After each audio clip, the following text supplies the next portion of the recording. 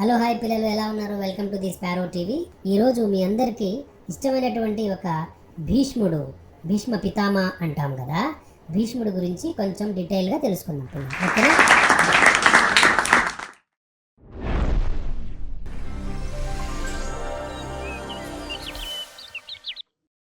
ఈరోజు మనం భారతంలోని గొప్ప యోధుడైన భీష్ముడు గురించి తెలుసుకుందాం. భీష్ముడు శాంతనుడు అనే రాజుకి కుమారుడు. ఆయన చిన్ననాటి పేరు దేవవ్రతుడు. చిన్ననాటి నుంచే ఆయుధ విద్య ప్రావీణ్యం సంపాదించాడు భీష్ముడు. ఒకరోజు శాంతనుడు మళ్ళీ పెళ్లి చేసుకోవాలని అనుకున్నాడు.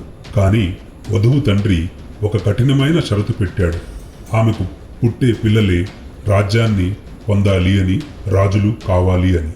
అప్పుడు దేవపుత్రుడు, అదే మన భీష్ముడు, తన తండ్రి ఆనందం కోసం ఒక మహాత్యాగం చేశాడు. రాజ్యం వదులుకుంటానని మాత్రమే కాకుండా జీవితంలో ఎప్పటికీ పెళ్లి చేసుకోనని ప్రతిజ్ఞ చేశాడు. అదే భీష్మ ప్రతిజ్ఞ అంటూ ఉంటాం కదా, అదన్నమాట. ఆ ప్రతిజ్ఞ చాలా గట్టి ప్రతిజ్ఞ.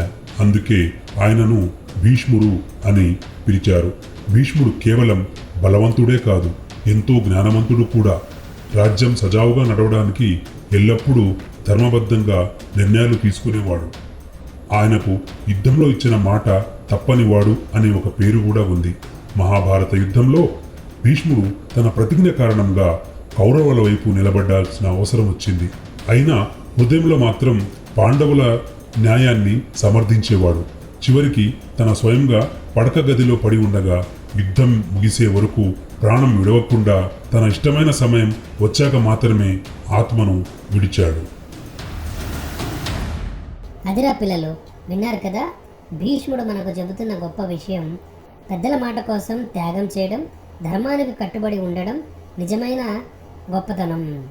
ఇది చాలా గొప్ప మనసున్న వాళ్ళు మాత్రమే చేయగలరు. ఇచ్చిన మాటను నిలబెట్టుకోవాలి అనేది, మీ జీవితంలో నిజాయితీగా ఉండాలి అనేది ఈ కథ ద్వారా ఈ ముఖ్యమైనటువంటి అంశాలుగా మీరు గుర్తించి వీటిని కూడా మన నిజ జీవితంలో అమలు పరిచేందుకు ప్రయత్నం చేయాలిరా పిల్లలు, ఓకేనా?